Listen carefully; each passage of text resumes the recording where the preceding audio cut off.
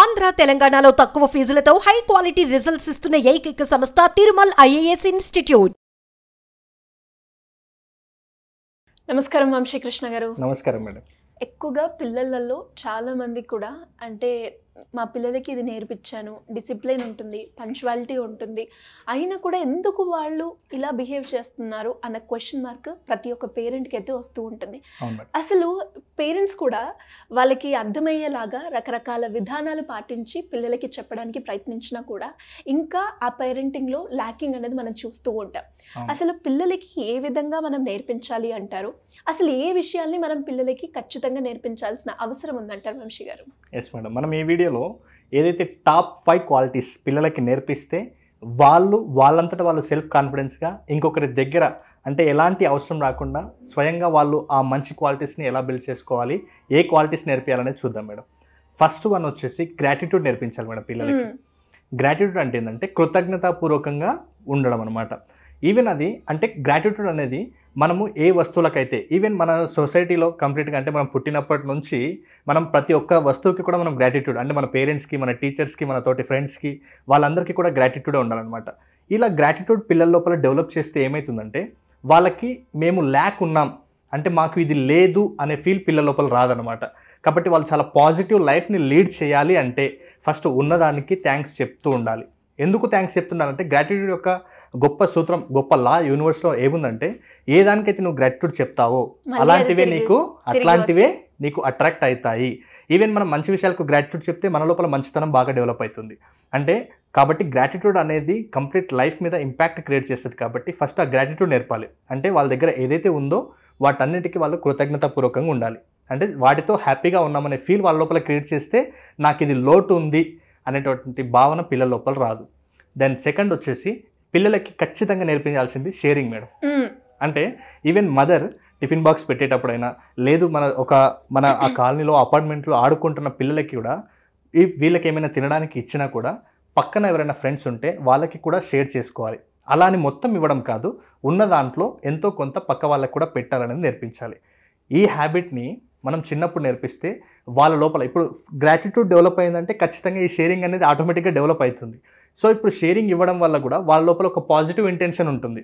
అంటే మనతో ఏదైనా ఉంటే అది ఇవ్వాలి, వేరొకరికి ఇవ్వాలి అనేది వస్తుంది. మన యూనివర్స్లో లా ఏముందంటే నువ్వు ఏదైతే ఇస్తావో అదే నీకు తిరిగి వస్తుంది.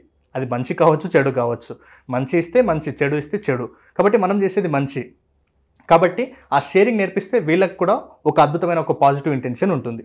సో ఇప్పుడు చిన్నతనంలో నేర్పించిన ఆ షేరింగ్ హ్యాబిటే ఫ్యూచర్లో పెద్దగైన తర్వాత పేరెంట్స్కి కూడా షేర్ చేయాలి. అంటే మనం ఏమైనా తెచ్చుకుంటే మనం ఒకరం తినడం కాదు, మన పేరెంట్స్కి కూడా పెట్టాలి, మన పేరెంట్స్ని కూడా కేర్గా చూసుకోవాలి అనే ఆ ఇంటెన్షన్, ఆ బీజం మనం చిన్నతనం నుంచే వాళ్ళ లోపల నాటిన వాళ్ళం అవుతాం. కాబట్టి షేరింగ్ అనేది ఖచ్చితంగా ఉండాలి. అవసరమైతే ఒక టిఫిన్ బాక్స్లో మన పిల్లలకి ఏదైనా ఫ్రూట్ ఇస్తే దాంట్లో ఎక్స్ట్రా ఫ్రూట్ ఇస్తే ఎవరైనా మీ ఫ్రెండ్స్ తెచ్చుకునే వాళ్ళు ఉంటే వాళ్ళకి షేర్ చేయండి. ఒకవేళ 3 ఇడ్లీలు తింటే ఒక ఇడ్లీ ఎక్స్ట్రాగా పెట్టండి. ఎవరికైనా మీ ఫ్రెండ్స్కి బాక్స్ తెచ్చుకునే వాళ్ళకి ఉంటే ఇవ్వండి. ఇలా షేరింగ్ చేయడం వల్ల మనం ఏది ఇస్తే అది తిరిగి వస్తుంది. అంటే మనకు ఒక కొటేషన్ ఉంటుంది అనమాట, బలహీనుడికి బలవంతుడు హెల్ప్ చేస్తే బలవంతునికి భగవంతుడు హెల్ప్ చేస్తాడు అనమాట. కాబట్టి అది షేరింగ్ తోటే సాధ్యమవుతుంది. మ్యాక్సిమం షేర్ చేసుకోవడం అనేది ప్రతి పిల్లలకి కూడా పేరెంట్స్ అనేది ఖచ్చితంగా నేర్పియాలి. నెక్స్ట్ వన్ వచ్చేసి రీడింగ్. ఇది రీడింగ్ అనేది ఒక స్కిల్ మేడం. దీన్ని పిల్లల లోపల ఎంత బాగా డెవలప్ చేస్తే వాళ్ళ మైండ్ సెట్ని, వాళ్ళ లైఫ్ స్టైల్ని డిజైన్ చేసిన వాళ్ళలాగా పేరెంట్స్ తయారవుతారు అనమాట. ఎలా అంటే ఇప్పుడు అసలు పుస్తకాలు ఎందుకు చదవాలి అంటే మనం పుస్తకం చదివినప్పుడు మన బ్రెయిన్లో ఒక ఇమాజినరీ స్టేట్ రన్ అవుతుంది. అంటే ఒక స్టోరీ చదువుతుంటే ఆ స్టోరీని మనం ఊహించుకోగలుగుతాం మన ఇమాజినేషన్ పవర్ ద్వారా. అప్పుడు ఏమైతే అంటే న్యూరో కెమికల్స్ ప్రొడ్యూస్ అవుతాయి మన బ్రెయిన్లో. ఆ ఇమాజినేషన్ చేసుకున్నప్పుడు న్యూరో కెమికల్స్ ప్రొడ్యూస్ అవుతాయి. ఆ న్యూరో కెమికల్స్ ప్రొడ్యూస్ అయినప్పుడు మనకు ఒక కొత్త బిలీఫ్ సిస్టమ్ రెడీ అవుతుంది. ఆ కొత్త బిలీఫ్ సిస్టమ్ రెడీ అయినప్పుడు మనకు కొత్త యాక్షన్స్ చేస్తాం. కొత్త యాక్షన్స్ చేసినప్పుడు కొత్త రిజల్ట్ వస్తుంది.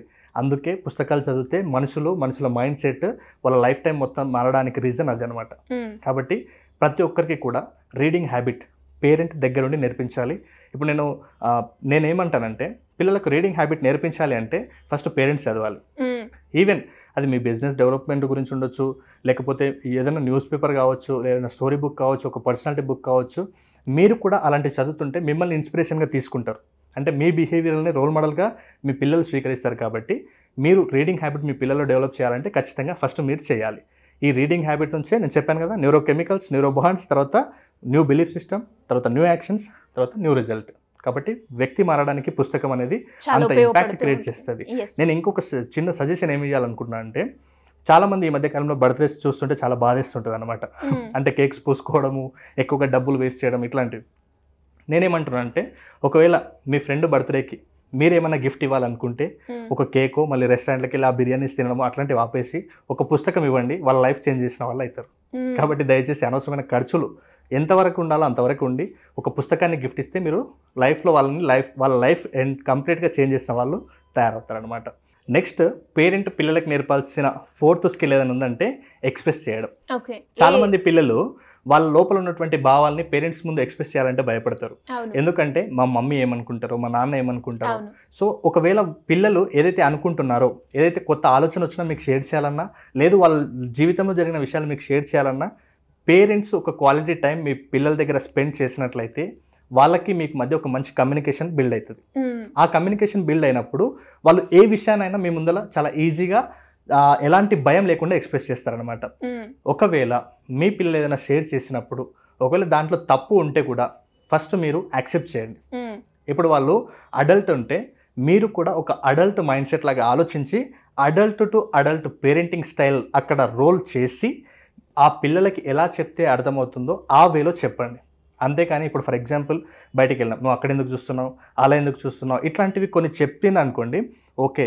ఇప్పుడు ఫర్ ఎగ్జాంపుల్ వాళ్ళు ఏదైనా ఒక విషయం మీ పేరెంట్గా మీ ముందర చెప్తున్నారు, నువ్వు దాంట్లో ఎందుకు వెళ్ళావు, మీ ఫ్రెండ్స్తో పాటు ఎందుకు వెళ్ళావు, అక్కడ నిన్ను ఎవరు వెళ్ళమన్నారు, ఇట్లాంటివి చెప్పకుండా ఒకవేళ మాన్పించాలి అంటే కూడా వాళ్ళకు ఆ ఎక్స్ప్రెస్ చేసే ఆ టైం మీరు ఇచ్చిన, ఆ స్పేస్ మీరు ఇచ్చిన, వాళ్ళు ప్రతిదీ కూడా మీకు ఎక్స్ప్రెస్ చేస్తారు. అలా ఎక్స్ప్రెస్ చేసినప్పుడు మీరు కూడా వాళ్ళ వేలోకి దిగి చైల్డ్ టు చైల్డ్ పేరెంటింగ్గా, అడల్ట్ టు అడల్ట్ పేరెంటింగ్గా దిగి ఆ స్థాయిని అర్థం చేసుకొని అప్పుడు మీకు మార్చడానికి అవకాశం ఉంటుంది. అప్పుడు వాళ్ళు చాలా పాజిటివ్ వేలో తీసుకుంటారు. అంతేకాని మీరు భయపెట్టి లేకుంటే వాళ్ళని ఏదో తిట్టినట్టుగా అలా చేశారనుకోండి, వాళ్ళు నెక్స్ట్ టైం మీ దగ్గర ఏదైనా చెప్పడానికి కూడా ఆలోచిస్తారు. కాబట్టి ప్రతి పేరెంట్ పిల్లలకి ఆ ఎక్స్ప్రెస్ చేసే స్కిల్స్, ఆ స్పేస్ అనేది ఖచ్చితంగా ఇవ్వాలన్నమాట. సో నెక్స్ట్ లాస్ట్ వచ్చేసి పిల్లల దగ్గర కొత్తగా ఏదైనా ప్రయత్నం చేయనియండి. మన ఇండియన్ పేరెంటింగ్ స్టైల్ ఎలా ఉంటుందంటే, చాలామంది పేరెంట్స్ కూడా మదర్ సెంట్రిక్ అండ్ పేరెంటింగే ఉంటుందన్నమాట. అంటే ఎక్కువ మంది పిల్లలు తల్లి దగ్గర పెరగడం లాంటివి అట్లాంటివి ఉంటుంది. ఫాదర్ డామినేటింగ్ పేరెంటింగ్ ఉంటుంది, మదర్ సెంట్రిక్ పేరెంటింగ్ ఉంటుంది అనమాట. అయితే దీంట్లో ఎక్కువ శాతం పిల్లలు ఎందుకు ఒక ఏజ్ వచ్చిన తర్వాత కొత్తగా ట్రై చేయలేకపోతున్నారని రీసెర్చ్ చేస్తే, పిల్లలకట చిన్నప్పటి నుంచి వాళ్ళు అడల్ట్ ఏజ్ వచ్చే వరకు చాలా మంది పేరెంట్స్ దాదాపు 1,50,000 సార్లు నో అని వాళ్ళ మైండ్లో ఫీడ్ చేస్తారంట. అంటే వాళ్ళు ఏవైనా ఒక చిన్నప్పటి నుంచి వాళ్ళు ఏదైనా వస్తువు చేస్తే, అలా చేయకూడదు, ఆగు, అలా చేయకూడదు, నీకు తెలీదు, ఆగు, ఇలా చేయొద్దు, ఇలా చేయొద్దు, ఇలా చేయొద్దు, ఇలా చేయొద్దు, ఇలా రిపీటెడ్గా 1,50,000 సార్లు వాళ్ళ మైండ్ ఫీడ్ తీసుకున్నారు. అంటే ఒకసారి అన్నా, 2 సార్లు అన్నా, లేదు పదే పదే అంటున్నా, నెక్స్ట్ అది మన సబ్ కాన్షియస్ మైండ్లో స్టోర్ చేసుకున్నదంటే నెక్స్ట్ టైం మనం ఏదైనా చేయాలనుకుంటే వెంటనే ఆ సబ్ కాన్షియస్ మైండ్లో ఏదైతే స్టోర్ అయి ఉందో అదే మనకు ట్రిగర్ అవుతుంటుంది. అంటే లోపల ఏది ఉందో బయటికి అదే వస్తుంది. ఇన్పుట్ అవుట్పుట్, లోపల ఇన్పుట్ నో నో నో అని అన్నిసార్లు ఫీడ్ చేసినప్పుడు అవుట్పుట్ కూడా నో వస్తుంది. అంటే వీళ్ళు ఒకవేళ చదివినా, కొత్త కొత్త క్రియేటివ్ థాట్స్ వచ్చినా కూడా వీళ్ళు ఏదైనా ఎక్స్పెరిమెంట్ చేయాలి అనుకున్నప్పుడు సబ్ కాన్షియస్లో ఏముంది, నో నో. 1,50,000 సార్లు నెగిటివ్ థాట్స్ వాళ్ళ లోపల ఫీడ్ చేసినప్పుడు వాళ్ళు పాజిటివ్ చేయడానికి ముందుకు రావట్లేదు. కాబట్టి దయచేసి పేరెంట్స్కి నేను ఏం చెప్తున్నానంటే, చెప్పే విధానం మార్చండి. అంటే వాళ్ళకి ఏం చేయొద్దో కాదు, ఎలా చేయాలో నేర్పించే ప్రయత్నం చేయండి. సో ఖచ్చితంగా ఒక పేరెంట్ ఈ 5 హ్యాబిట్స్ కన్నా పిల్లలకి నేర్పిస్తే వాళ్ళని ఒక బెటర్ వేలో తీర్చిదిద్దిన వాళ్ళు అవుతారు. మీ అందరి కోసమే ఒకవేళ ఎలాంటి స్టడీ స్కిల్స్ ఉంటాయి, ఎలా మేము స్టడీస్లో ఈజీ కావాలి, మేము కూడా టాపర్ ఎలా అవ్వాలి అనుకునే ప్రతి ఒక్కరికి కూడా ప్రతి సండే కూడా మనం మెమరీ అండ్ స్టడీ స్కిల్స్కి సంబంధించి ఎగ్జామ్ ఫియర్ని ఎలా ఓవర్కమ్ చేయాలి, అంటే ఒక స్టూడెంట్కి ఏదైతే అవసరమో, అంటే వాళ్ళ స్టడీస్లో వాళ్ళు ఈజీగా వాళ్ళు ముందుకు వెళ్ళాలంటే ఏ స్కిల్స్ వాళ్ళకు ఉంటే వాళ్ళు స్టడీస్ని ఇబ్బందిగా ఫీల్ అవ్వరో అలాంటి అన్ని స్కిల్స్ ఏమేమి ఉంటాయి, ఎలా నేర్చుకోవాలనే విషయాల పట్ల ప్రతి సండే రోజు కూడా మనం డెమో క్లాస్ని కండక్ట్ చేయబోతున్నాము. ఆ డెమో క్లాస్కి అటెండ్ అవుతే మీకు ఇంకా క్లియర్గా అసలు ఏమేమి స్కిల్స్ ఉంటాయి, ఎలా ఉంటాయి అనే విషయాల పట్ల మీకు ఇంకా క్లారిటీ ఉంటుంది. ఎలా అప్రోచ్ అవ్వాలి అంటే స్క్రీన్ మీద కనబడే నెంబర్కి కాల్ చేస్తే మా టీం పూర్తి డీటెయిల్స్ అందిస్తుంది. థ్యాంక్ యూ అండి. Thank you so much. Thank you madam.